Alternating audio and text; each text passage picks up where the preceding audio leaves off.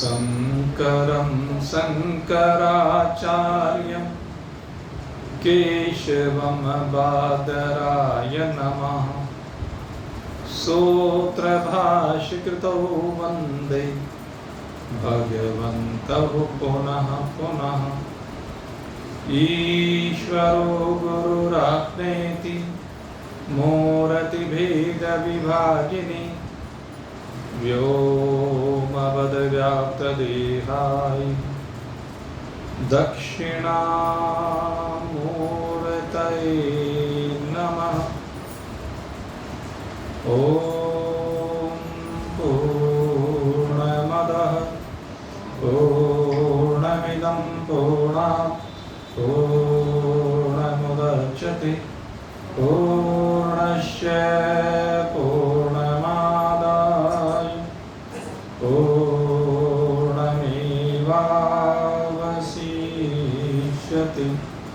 ॐ शान्तिः शान्तिः शान्तिः।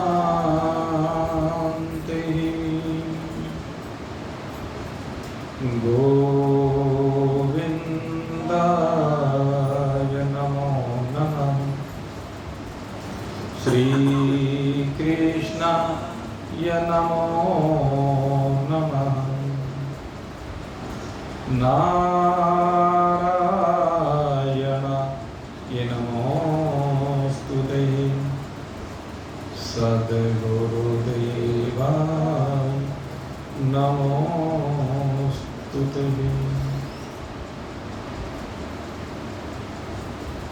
उपस्थित भगवत रस पिपासु जिज्ञासु वृंद,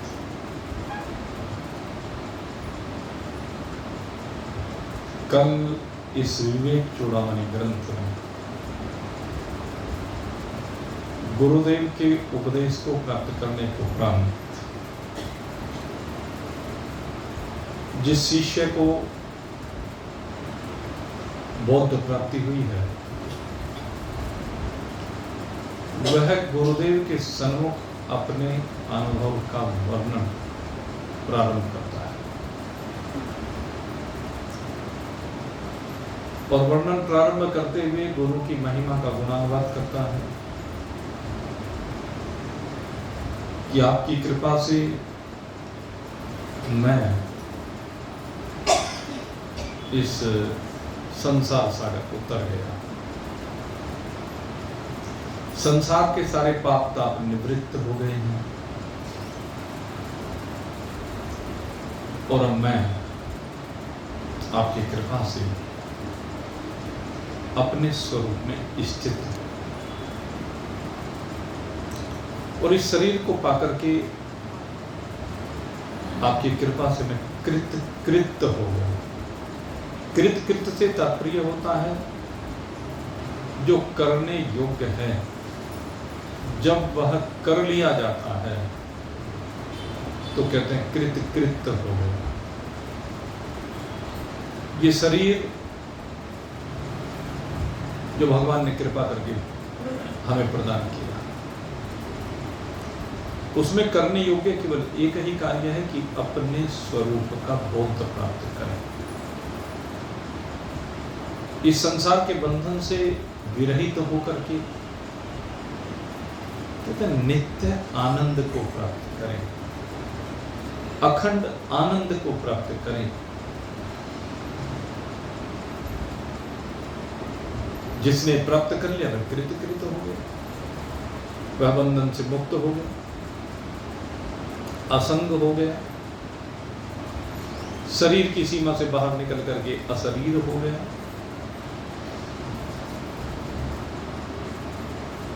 असंगो अहम अनंगो अहम आलिंगो अहम भंगुरः प्रशांतो अहम अनंतो अहम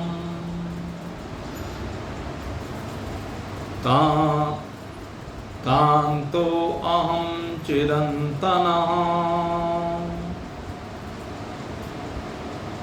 असंग हो गया, अशरीर हो गया, और इसके बाद का अलिंग हो गया, अर्थात स्त्रीपना और पुरुषपना, इस भाव से भी बाहर निकल जाता है। क्योंकि आत्मा में न स्त्रीपना है न पुरुषपना है, ये देह के धर्म है, आत्मा के धर्म नहीं है। दूसरे अक्षय हो गया, कहते शरीर तो अक्षय को निरंतर क्षरणशील है, निरंतर अक्षय होता है, लेकिन मैं अक्षय होने वाला नहीं, अक्षय शांत हो गया, अनंतता में विराजमान हो गया। मैं निरी,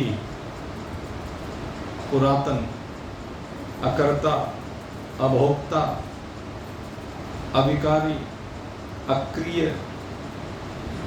अनेक विशेषणों के द्वारा यहां अपनी स्थिति को शिष्य समझा रहा है। मैं कौन हूं? शुद्ध बोध स्वरूपो हम, केवलो हम सदा शिव।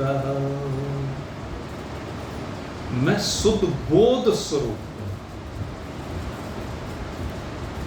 ये जो बौद्ध स्वरूप है, इसके बाद कुछ रहता ही नहीं, विकास निवृत्त हो जाता है, देह भाव निवृत्त हो जाता है,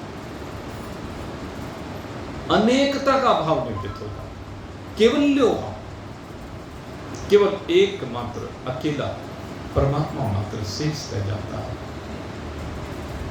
उस परमात्मा जो शिव रूप है, जो कल्याण स्वरूप है, वह स्थिति में ये आत्मज्ञानी विराजमान होता है। और कहा कि दृष्टा, श्रोता, वक्ता, कर्ता, भोगता, कहते हैं इन सब भावों से भी विरहित हो गया। कहते दृष्टा कब है? कहते जब दृश्य की ओर आकर्षित हो रहा है। दृश्य होगा तो उसका दृष्टा होगा। दृश्य का दर्शन जिसको होता है दृष्टा कहलाता है। कहते मैं दृष्टा भी नहीं, ये दृष्टा भाव मेरे में नहीं है। कहने लगे मैं अब श्रोता भी नहीं। श्रोता कब तक रहेगा? जब तक अपने स्वरूप का बोध नहीं। स्वरूप का बोध होने के बाद फिर श्रोता वाली बात भी समाप्त हो जाती है, फिर सुनने की आवश्यकता ही नहीं रह जाती। ये भाव भी निवृत्त हो जाता है कि गुरु जी वक्ता हैं और मैं श्रोता हूं। और फिर जिसको अपने स्वरूप का बोध हो जाता है, वो जब इस स्वरूप का वर्णन करता है इशारों में, तो उसको वक्ता कहते हैं। तो जिस शिष्य को बोध हो गया वो कहता मैं वक्ता भी नहीं, क्योंकि वक्तापना और श्रोतापना दोनों अज्ञान काल में है। ज्ञान काल में न कोई वक्ता है न कोई श्रोता है। दोनों भावों से विरहित, दोनों में कोई भाव नहीं, न वक्ता का न श्रोता, क्योंकि न कुछ सुनने की बात रह जाती न कुछ कहने की बात रह जाती। स्वरूप विद्यमानता की स्थिति में ये कहने और सुनने दोनों ही बात से ये विलग्न हो जाता है। न कर्तापना रहता है न भोक्तापना रहता है। कहते मैं इन सब चीजों से बिल्कुल भिन्न। और कैसा हूं? नित्य है निरंतर निष्क्रिय नहीं, नित्य है निरंतर निष्क्रिय नहीं, सीमा संग पूर्ण बोधात्मा। मैं नित्य हूं, निरंतर, निष्क्रिय, मेरे में कोई क्रिया नहीं। क्रिया किसकी है? ये तो गुणों में होती है क्रिया। गुणों में बरतते हैं तो क्रिया होती है। और जो मैं गुणों से ही अतीत हूं, मेरे में गुण रहा ही नहीं है, तो मेरे में क्रिया भी कहां भाषित होती है? कहते हैं इन क्रियाओं से बिल्कुल असंग, यह है पूर्णता की स्थिति। न मैं ये हूं न मैं वो हूं, न मैं ये माने जगत, ये माने देह, और न वह ईश्वर। यह वह, इन भावों से मैं बिल्कुल भी रहित तो हूं। कहते मैं तो प्रकाशक हूं, सब कुछ का प्रकाशक हूं, सब कुछ मुझी से प्रकाशित हो रहा है, और प्रकाशित होने के बाद भी मैं इन सब भावों से विलंब हूं। मेरे में कोई भाव नहीं है, न बाहर को संसार को देखता हूं तो संसार का भाव नहीं है, अंदर जाता हूं तो अंदर भी भाव नहीं, शून्य भाव शून्य। यह है पूर्णता की स्थिति, जो अपने स्वरूप में स्थित हो जाता है, वहां पर कोई उपमा नहीं रह जाती, वहां तू मैं यह वह, निकट दूर इत्यादि कल्पना भी नहीं रह जाती, केवल एकमात्र ब्रह्म मात्र रहता है। और अब जो श्लोक आया है वो बहुत सुंदर श्लोक है। इसमें कौन सी भावना की गई है? नारायणो अहम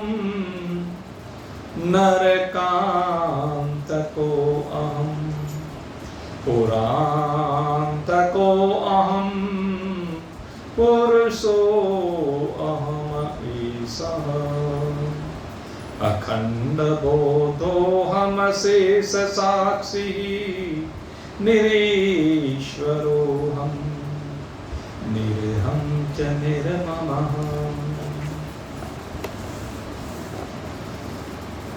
कहते मैं ही वो नारायण।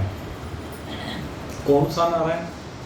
कहते जिसने जाकर के नरकासुर का वध किया वो भी मैं, वो शिव भी मैं ही हूं जिसने त्रिपुर दैत्य का नाश किया। 3 पुरों में रहते थे 3 दैत्य। मैं वो परम पुरुष हूं, मैं वो ईश्वर हूं, मैं अखंड बोध स्वरूप सबका साक्षी स्वतंत्र अहमता और ममता से रहित। कहते जो नारायण रूप है वो भी मेरा ही है, जो शिव रूप है वो भी मैं ही हूं।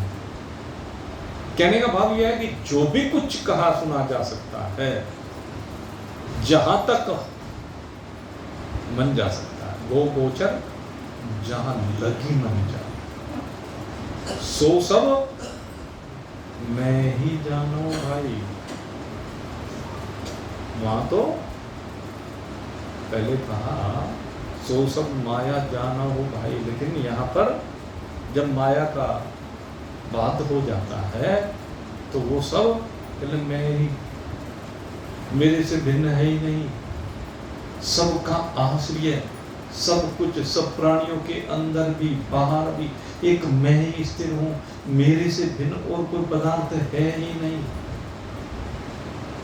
ये कोई भाव है ही नहीं, यह वह सब मैं। कहते भोगता भोग्य ये कोई भाव ही नहीं है, क्योंकि सब कुछ मैं ही हूं। कौन भोगने वाला, कौन भोगा जा रहा है? जिसको भोगा जा रहा है वो भी मैं ही हूं, जो भोग रहा है वो भी मैं ही हूं, और जो भोगने की क्रिया है वो भी मैं ही हूं। मुझसे भिन्न कुछ भी नहीं है, मेरे स्वरूप में ये सब तरंगे हैं।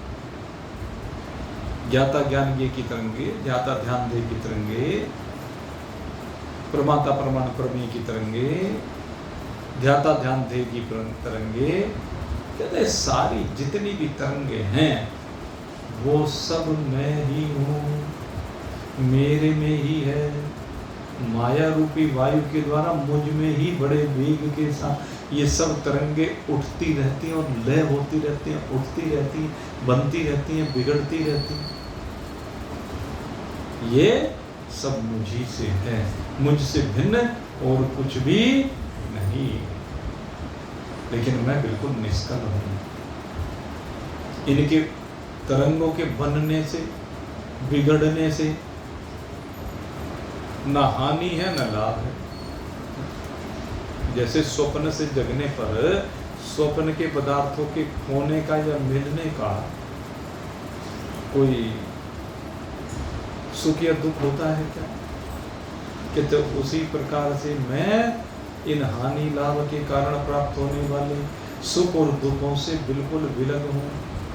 और अब कहते हैं मैं काल की सीमा से, कहते काल मुझ में नहीं है, मैं तो बिल्कुल निर्विकल्प हूं। काल की गणना हम करते हैं कल्प के रूप में, मनवंतरों के रूप में, वर्ष के रूप में, मास के रूप में या अयन के रूप में, मास के रूप में, उत्तरायण दक्षिणायन, फिर पारमाह, फिर पखवाड़ा, फिर सप्ताह, फिर दिन रात, घंटे, मिनट, सेकंड, न जाने काल की गणना करने के लिए हमने कितने विभाग किए हुए हैं। लेकिन अगर यदि देखा जाए तो काल में विभाग है क्या? ये जो काल है, ये जो समय है, इसमें कोई विभाग है क्या? ये सारे विभाग हमने कर रखे, हमने बना दिए। इतनी अवधि को हमने सेकंड का, इतनी को मिनट का, फिर घंटा का, फिर दिन का, फिर रात का, सप्ताह का, पखवाड़ा का, मास का, वर्ष का, इत्यादि इत्यादि।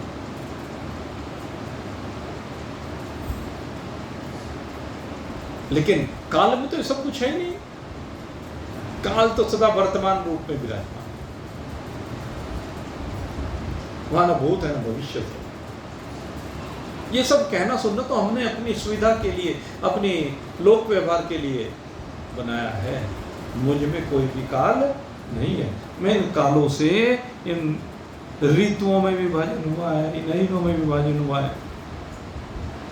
कहते सब के सब भ्रम के कारण जो जो जिसको स्फुरना होती चली गई, उसने अपने अपने अनुसार गणना कर दी। अब जैसे हम सनातनी तो हम गणना करते हैं महीनों की चंद्रमा के हिसाब से, लेकिन चंद्रमा के हिसाब से गणना करने के बाद फिर एक इसमें पुरुषोत्तम मास लगा देते हैं। अंग्रेजों ने देखा, उन्होंने सूर्य के आधार पर काल की गणना कर दी और उसमें,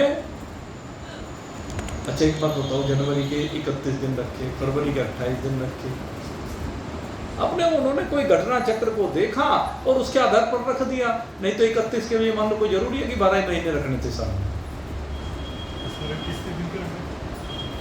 सारे 30 दिन के रख लेते, सारे 31 के रख लेते, क्या फर्क पड़ रहा? लेकिन कुछ वैज्ञानिकता लेकर के, किसी ग्रह की चाल को लेकर के, उपग्रह की चाल को लेकर के, जो जो जिसके दिमाग में आता चला गया उसी हिसाब से रखते चले गए। हमारे अधिक मास की कल्पना कर ली, लेकिन इस्लाम में उस अधिक मास की कल्पना न करके वो उसी हिसाब से चल रहे हैं। देखो हमारे, वैसे देखा जाए साइंटिफिक रूप से, अगर यदि देखिए एक जैसी ऋतु, तो उसमें जो अंग्रेजी वर्ष है वो हर वर्ष लगभग उस समय पर वो ऐसा ही समय मिलेगा।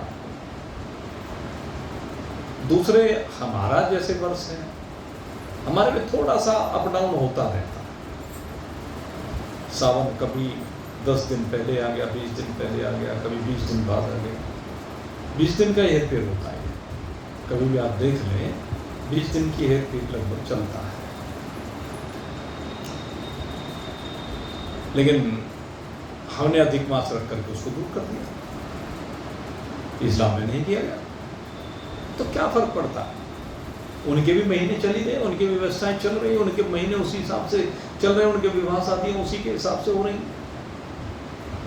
हमने अपने हिसाब से, सब अपने अपने को वैज्ञानिक कहते हैं, और कमी निकालने वाले सब में कमियां भी निकाल सकते हैं। लेकिन वेदांत कहता तुम्हारे में काल की कल्पना ही नहीं, तुम काल की कल्पनाओं से विरहित हो, कालातीत हो। मेरा वास्तविक स्वरूप काल की सीमा से परे है, मेरे में किसी भी प्रकार का कोई विभाग नहीं है। ये तो अज्ञानियों के द्वारा कहता बुद्धि का दोष हुआ, उनके बुद्धि दोष होने के कारण से उन्होंने अपने अपने अनुसार व्याख्याएं कर ली। कहने लगे जब मृग तृष्णा का जल प्रवाह है, सामने समुद्र लहरा रहा, दिन के समय में देखना रेगिस्तान में जा करके तो आपको सामने समुद्र दिखाई देगा लहराता हुआ। अच्छा एक बात बताओ, जो समुद्र दिख रहा है वो कभी भी रेत को गीला कर सकता है क्या? मरुभूमि का रेत कभी उससे गीला हो सकता है क्या? क्योंकि वो जल उसमें चिपकता ही नहीं, केवल अध्यस्त है, केवल प्रतीति है, भ्रम है। ऐसे कहते हैं जीव पना एक भ्रम है, देह पना एक भ्रम है। आत्मा को ये चिपकता नहीं है, आत्मा को ये गीला करता नहीं जैसे जल, ऐसे ये भी आत्मा से बिल्कुल विलग, केवल अध्यस्त मात्र है, बिल्कुल मैं आत्मा तो इससे बिल्कुल निर्लेप हूं शरीर से, और प्रकाशक हूं, अगाध हूं, अपार हूं, अखंड हूं, मेरे साथ किसी का कोई संबंध नहीं। कहते जैसे वर्षा ऋतु में मेघ आते हैं, दिखते हैं कि आकाश में है, लेकिन आकाश को चिपकते हैं क्या वो? आकाश का बिगाड़ते हैं क्या कुछ?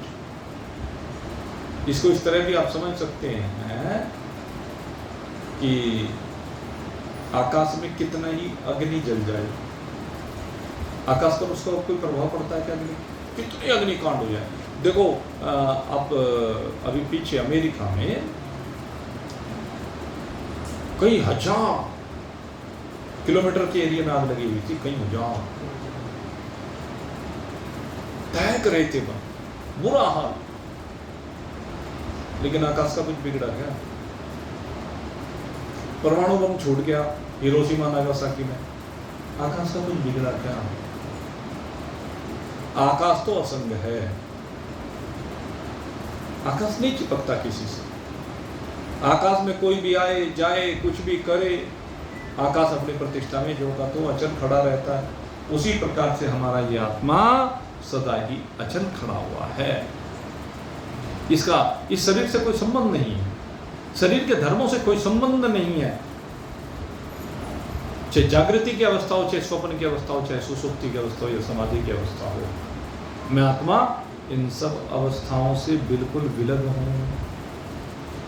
या कहने लगे शरीर की जो अन्य अवस्थाएं हैं भाई, अन्य अवस्था बाल्यावस्था है, किशोर अवस्था है, जवानी है, प्रौढ़ावस्था है, वृद्धावस्था है, जर्जर अवस्था है, और ऐसा जब शरीर नहीं भी था वो भी अवस्था थी, और जब शरीर नहीं रहेगा तो वो भी अवस्था होगी।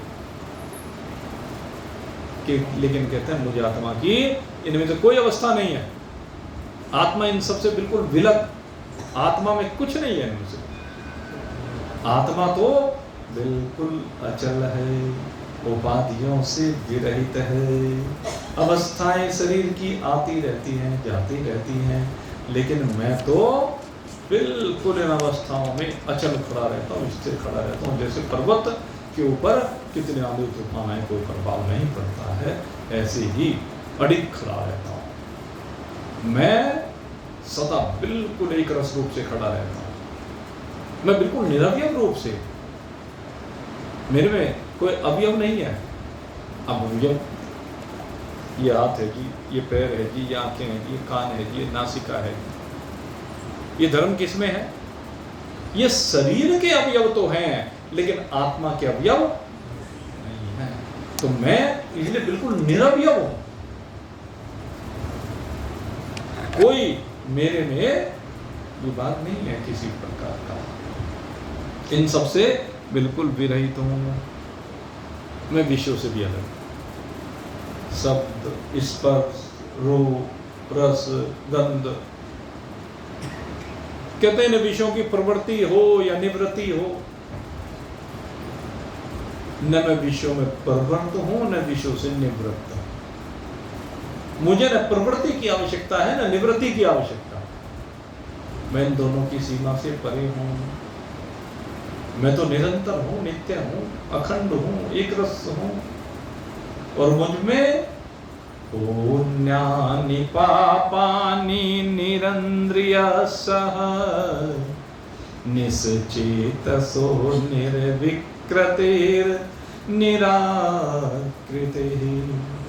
कुतो ममाखंड सुखानुभूतिर् ब्रूते अनवागतमित्यपि श्रुतिः। कहते मेरे में पुण्य और पाप भी नहीं। जब पुण्य और पाप मेरे में नहीं है तो पुण्य और पाप का परिणाम मेरे में कैसे हो सकता है कि ये पुण्य कर्मों के कारण से स्वर्ग में जाएगा, पाप कर्मों के कारण से नरक में जाएगा। कथा सुना रहे थे ना, उस कथा में बता रहे थे ना कि धर्मराज के पास बराबर में गद्दी थी। ये क्या है? ये पुण्य का परिणाम है। और कहते हैं नरक में रहना पड़ा 10 12 दिन, भले ही सुखपूर्वक रहे लेकिन रहना पड़ा ना। तो कहते वो पाप का परिणाम था। लेकिन मुझ आत्मा में न पुण्य है न पाप है। जब पुण्य और पाप नहीं तो मेरे में स्वर्ग और नरक की कल्पना कैसे हो सकती है? मेरे में ये स्वर्ग और नरक की भी कल्पना नहीं है। मैं स्वर्ग और नरक दोनों ही भावों से मिला हूं। मैं आनंद स्वरूप हूं, बहुत स्वरूप हूं। ये इंद्रियों के विकारों के कारण, चित्त के विकारों के कारण, शरीर के विकारों के कारण जो पाप पुण्य की बात आती है वो भाई मेरे में नहीं आती। ये सब शरीर से संबंध रखती है। और शरीर जड़ है, शरीर से भी क्या संबंध होगा जो जड़ है। इसलिए क्या है, रज्जु में सर्प की भांति है, दूसरे को दिखता है नहीं, भ्रांति मात्र है, कल्पना मात्र है। इसलिए सब मुझ में नहीं है। गर्मी, सर्दी, बरसात, तो ये भी मुझ में नहीं है। इन गर्मी, सर्दी, बरसात से मेरा क्या संबंध है? मैं तो सदा एक रस रहता हूं। न कभी उष्णता है न कभी शीत है।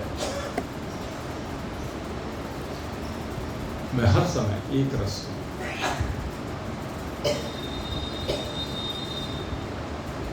कहते हैं एक चीज बताओ, आपकी जो छाया होती है उस छाया पे आकर के कोई हथौड़ा मारे, छाया पर आकर के कोई हथौड़ा मारे तो तुम्हारा कुछ बिगड़ेगा क्या? छाया को कोई जलाए पेट्रोल डाल करके, तुम्हारा कुछ बिगड़ेगा क्या? छाया के साथ कुछ भी हो, उसके साथ जो भी कुछ हो रहा है वो तुम्हें कभी भी स्पर्श करता नहीं है, कर सकता नहीं है। चलते हुए आवे, गंदे में भी आवे, अच्छे में भी आवे, सही क्या? आप जब आते हैं, कहीं भी जाते हैं तो छाया भी साथ साथ चलती है। गंदगी का ढेर पड़ा हुआ है, आप उससे बच करके निकलते हैं। आप तो बचकर निकलते, लेकिन आपकी छाया बच करके नहीं निकल पाती। रास्ता नहीं है इतना। आप बिल्कुल बराबर से निकल करके आए, लेकिन छाया तो नहीं बची ना। अच्छा, छाया को उसने स्पर्श किया क्या? उस गंदगी के ढेर ने छाया को स्पर्श किया क्या? भाई ठीक इसी प्रकार से है। कहते कुछ भी हो, अच्छा हो बुरा हो, आपको कोई भी स्पर्श नहीं कर सकता है। आत्मा की यही विशेषता है कि इसको कोई भी स्पर्श नहीं कर सकता, इसका कोई कुछ भी बिगाड़ नहीं सकता है। आत्मा तो भाई बिल्कुल असंग, विलग, दूसरे के धर्मों से तो कोई लेना देना नहीं है, दूसरे के धर्मों का इसके ऊपर कोई प्रभाव नहीं पड़ता है, दृश्य प्रपंच का इसके ऊपर कोई प्रभाव नहीं पड़ता है, क्योंकि ये विकारों से विरहित है, ये उदासीन है, ये बिल्कुल उदासीन है। ऐसा ही आपका आत्मा है। और इस आत्मा में कहते हैं रविर यथा कर्मणि साक्षी भावो वह निर्यथा वायसी दाहकतम दाहकतम रज्जुर्यथा आरोपित वस्तु संग तथैव कूटस्थ चिदात्मनो में 3 उदाहरण यहाँ पर दिए। कहते हैं रविर यथा कर्मणि साक्षी भावो। अब जय सूर्य है भाई, सूर्य सबको प्रकाशित कर रहा है, उसकी धूप आपके ऊपर पड़ रही है, सूर्य की धूप आपके ऊपर पड़ती है, आपके कारण उसके ऊपर, सूर्य के ऊपर कोई प्रभाव पड़ता है क्या? आप सूर्य को प्रभावित कर पाते हैं क्या? सूर्य तो आपका हर अवस्था में साक्षी है, ऐसी ही आत्मा भाई ये प्रकाशक है, ये साक्षी है। सूर्य की बात ये प्रकाशक तो है, लेकिन आपके धर्मों से चिपकता नहीं है। जैसे सूर्य आपके धर्मों से नहीं चिपक रहा है, ऐसे ही ये आत्मा इस शरीर के धर्मों से, इंद्रियों के धर्मों से, प्राणों के धर्मों से चिपकता नहीं है। आत्मा ऐसा है। ऐसे कहा वह निर्यथा वायसी दाहकतम। दूसरे कहते हैं जिस प्रकार से अग्नि जो है, मान लीजिए लोहे को जला दें,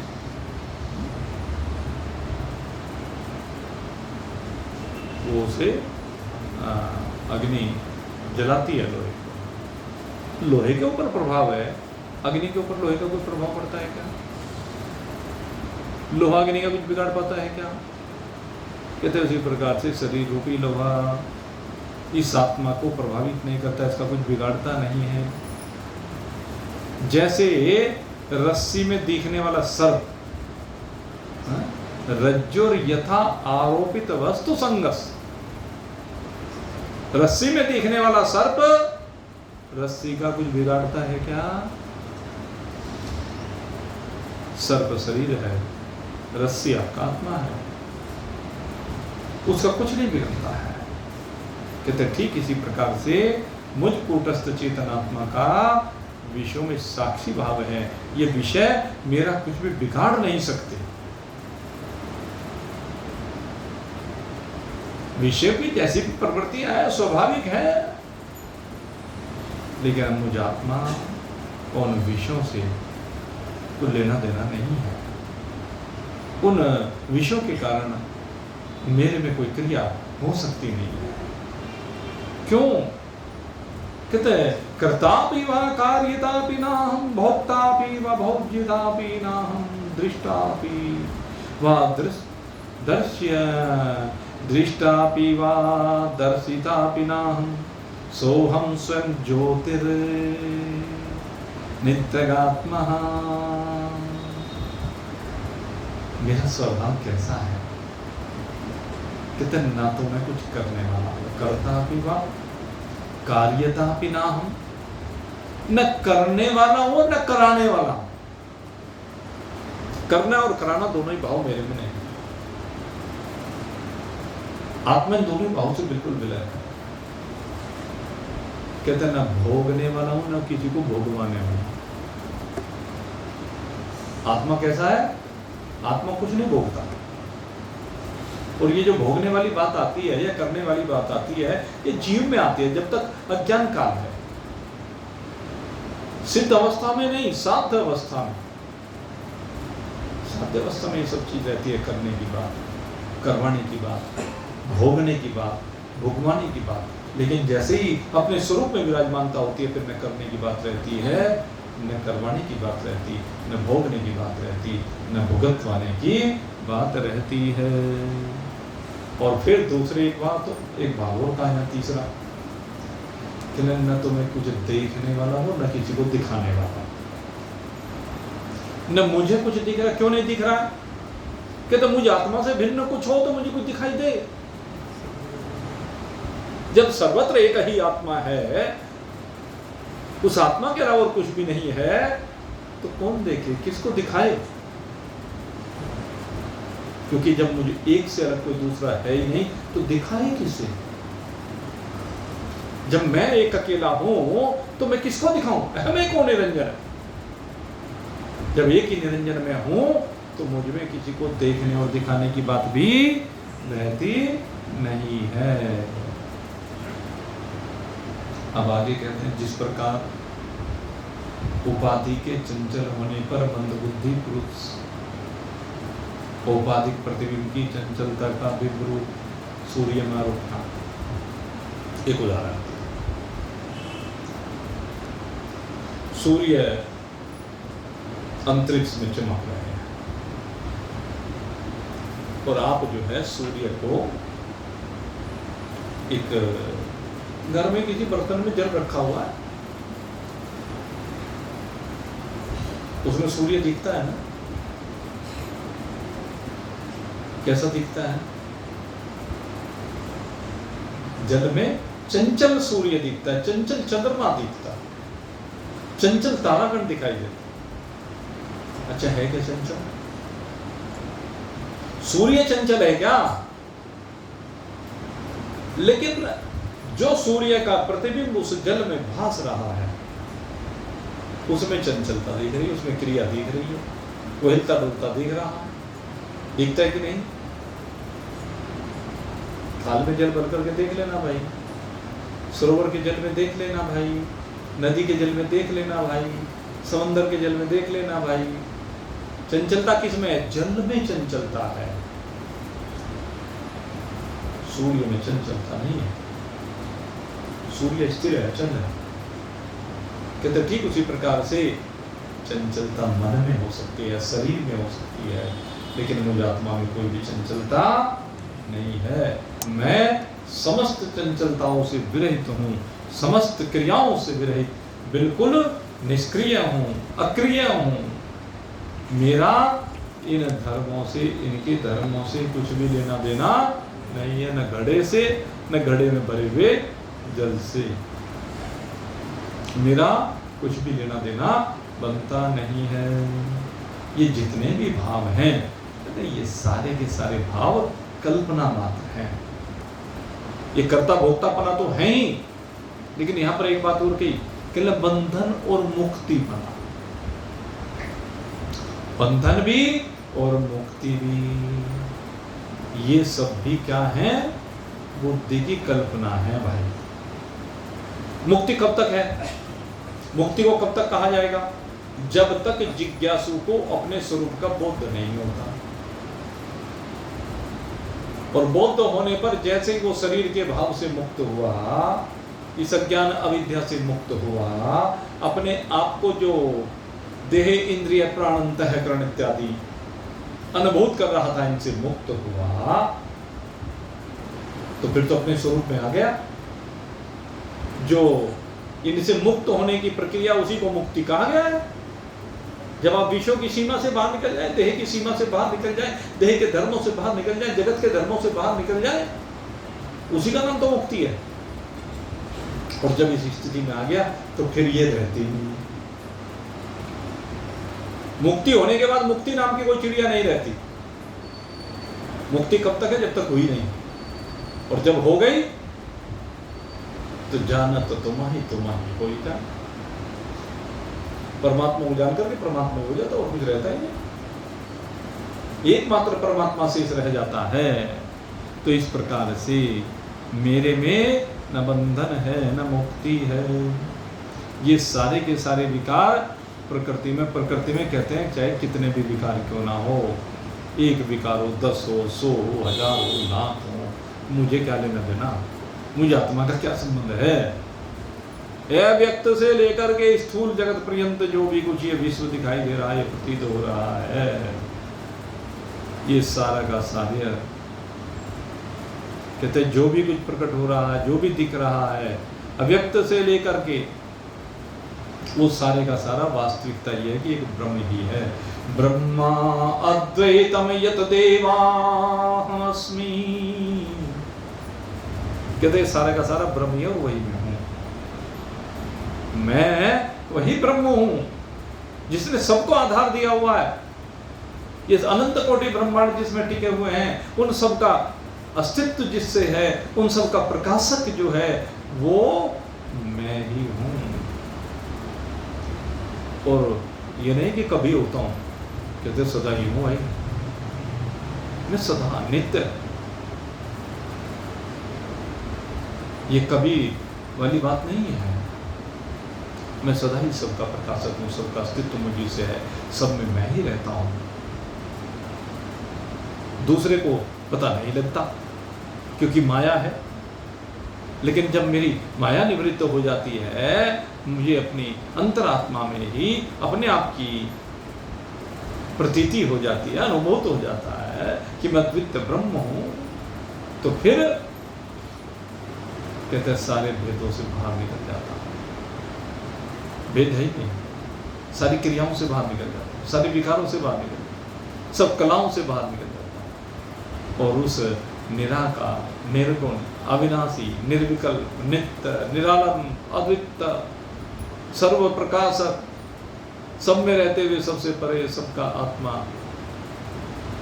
अद्वितीय रूप से, अखंड आनंद रूप से मुझे निरंतर अपने आप में ही अपने आप की अनुभूति होती है। इस प्रकार से ये शिष्य अपना अनुभव गुरुदेव को कह रहा है कि मुझे ऐसा लग रहा है, मैं ऐसा अनुभूत कर रहा हूं। अब गुरु जी को तो मान लीजिए ज्ञान दिया, उनको कैसे पता ले? तो जब वो कहेगा तभी तो पता चलेगा कि मैं इस स्थिति में विराजमान हूं। तो इस प्रकार से शिष्य ने अपनी स्थिति को गुरु के सन्मुख वर्णन किया और वर्णन करने के बाद कहते हैं स्वराज्य साम्राज्य विभूतिरेशः भवत् कृपा श्री महिम प्रसादा प्राप्ता मया श्री गुरवे महात्मने नमो नमस्तु पुनर्नमोस्तु। हे गुरुदेव, आपकी कृपा से, आपके कृपा प्रसाद से, आपकी महिमा से, आपके उपकार से मुझे अब स्वराज्य में स्थिर होने का, स्थित होने का सौभाग्य मिला है। मुझे अपने स्वरूप की साम्राज्य रूपी दिव्य विभूति प्राप्त हुई है। भगवत कृपार श्री महिम प्रसादात प्राप्त मया श्री गुरुवे महात्मने। हे गुरुदेव, हे महात्मा, नमो नमोस्तु पुनर्नमोस्तु। मैं आपको नमस्कार करता हूँ, मैं आपको बारंबार नमस्कार करता हूँ, अनेक बार नमस्कार करता हूँ।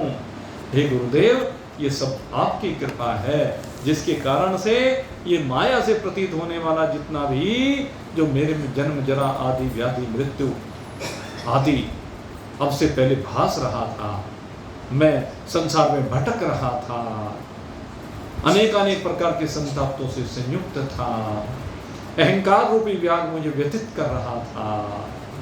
हे गुरुदेव, आपने बड़ी कृपा की है जो मुझ दीन को इस निद्रा से जगा करके मेरी रक्षा की है। इसलिए नमस्तस्मै सदैकस्मै कस्मै चिन्महसे नमः यदेतत् विश्वरूपेण राजते गुरुराजते। हे गुरुदेव, आपको नमस्कार है। आपके उस दिव्य तेज को नमस्कार है। कौन सा दिव्य तेज? कहते जिसके द्वारा ये अनंत कोटि ब्रह्मांड प्रकाशित हो रहे हैं। हे सत्य स्वरूप गुरुदेव, आप ही एक होकर के और एक से अनेक होकर के विश्व रूप से विराजमान हैं। आपके चरणार बिंदों में मैं कोटि से प्रणाम करता हूं। तो इस प्रकार से शिष्य ने अपने भाव गुरुदेव के सम्मुख प्रकट किए। अब गुरुदेव अंतिम उपदेश इस अनुभूति के बाद शिष्य को देने जा रहे हैं और इस उपदेश की चर्चा हम कहीं कल को करेंगे, क्योंकि समय नजदीक सा है और मुझे थोड़ा सा जरा कहीं जाना भी है, वो इसलिए थोड़ा 5-7 मिनट पहले विश्राम दे रहा हूँ। आप सबके लिए बहुत बहुत शुभकामना करते हुए यहीं पर आज के सत्संग को विश्राम दिया जाता है। कल फिर समय पर मुलाकात हो, तब तक के लिए जय राम जी की। बोलिए सच्चिदानंद भगवान